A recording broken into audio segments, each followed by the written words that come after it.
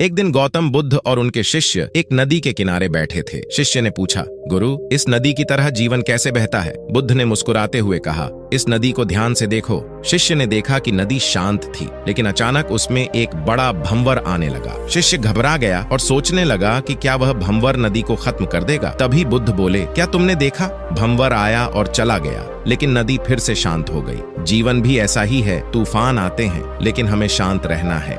एक दिन गौतम बुद्ध और उनके शिष्य एक नदी के किनारे बैठे थे। शिष्य ने पूछा, गुरु, इस नदी की तरह जीवन कैसे बहता है? बुद्ध ने मुस्कुराते हुए कहा, इस नदी को ध्यान से देखो। शिष्य ने देखा कि नदी शांत थी, लेकिन अचानक उसमें एक बड़ा भंवर आने लगा। शिष्य घबरा गया और सोचने लगा कि क्या वह भंवर नदी को खत्म कर देगा। तभी बुद्ध बोले, क्या तुमने देखा? भंवर आया और चला गया, लेकिन नदी फिर से शांत हो गई। जीवन भी ऐसा ही है, तूफान आते हैं, लेकिन हमें शांत रहना है।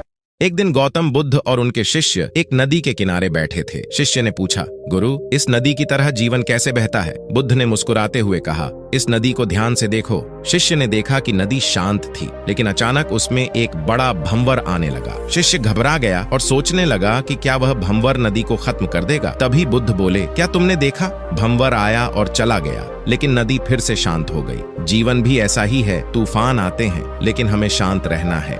एक दिन गौतम बुद्ध और उनके शिष्य एक नदी के किनारे बैठे थे। शिष्य ने पूछा, गुरु, इस नदी की तरह जीवन कैसे बहता है? बुद्ध ने मुस्कुराते हुए कहा, इस नदी को ध्यान से देखो। शिष्य ने देखा कि नदी शांत थी, लेकिन अचानक उसमें एक बड़ा भंवर आने लगा। शिष्य घबरा गया और सोचने लगा कि क्या वह भंवर नदी को खत्म कर देगा। तभी बुद्ध बोले, क्या तुमने देखा? भंवर आया और चला गया, लेकिन नदी फिर से शांत हो गई। जीवन भी ऐसा ही है, तूफान आते हैं, लेकिन हमें शांत रहना है।